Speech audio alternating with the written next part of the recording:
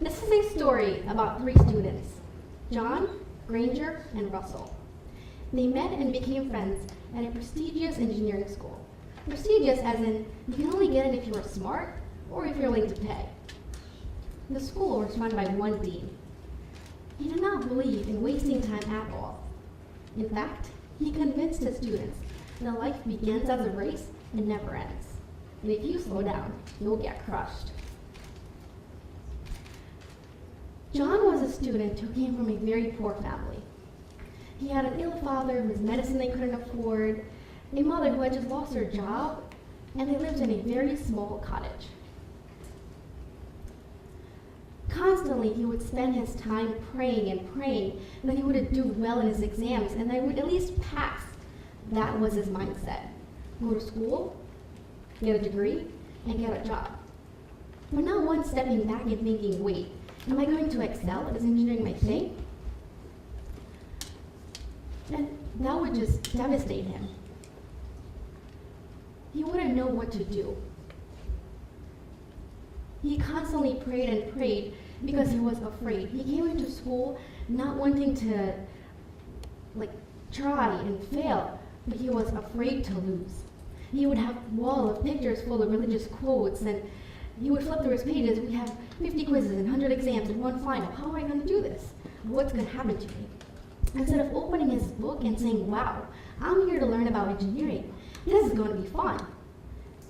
He was afraid to lose. He wouldn't step back and think, what am I doing? Why am I here? He was focused on his goal. Meanwhile, Granger's story was a little different.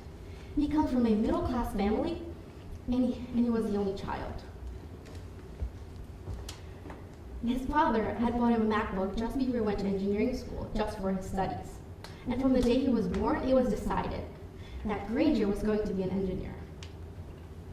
But he was afraid to tell his parents that his passion lied in photography. He wanted to be a wildlife photographer because if he told his parents, they would be devastated. And his attitude towards engineering was just whatever. He didn't care about passing or failing or learning how machines work. He didn't care. He just went along day by day and not expressing any emotions. And at times after school, he would go to his garden in the school and he would take pictures of the scenery, sit down on the step and admire them. Because that was his passion. That's what he enjoyed.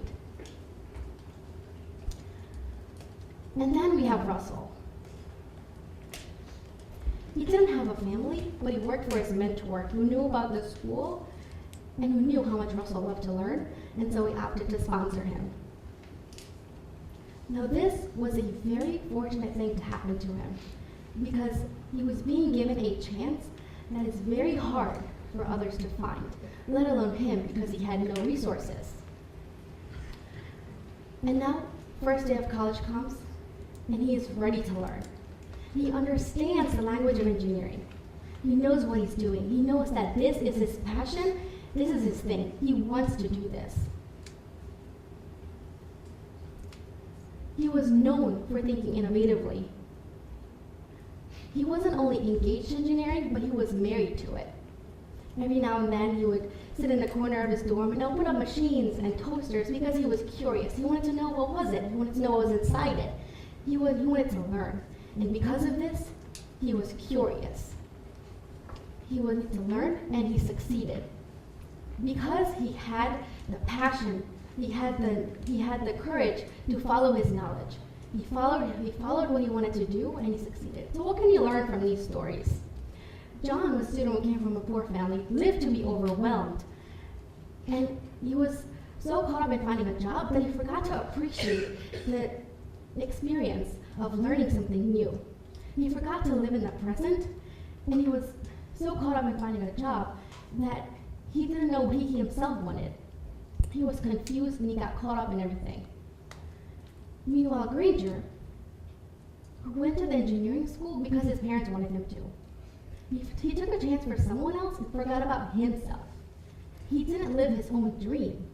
He forgot about it. It's really important to think about what you want and then go after it.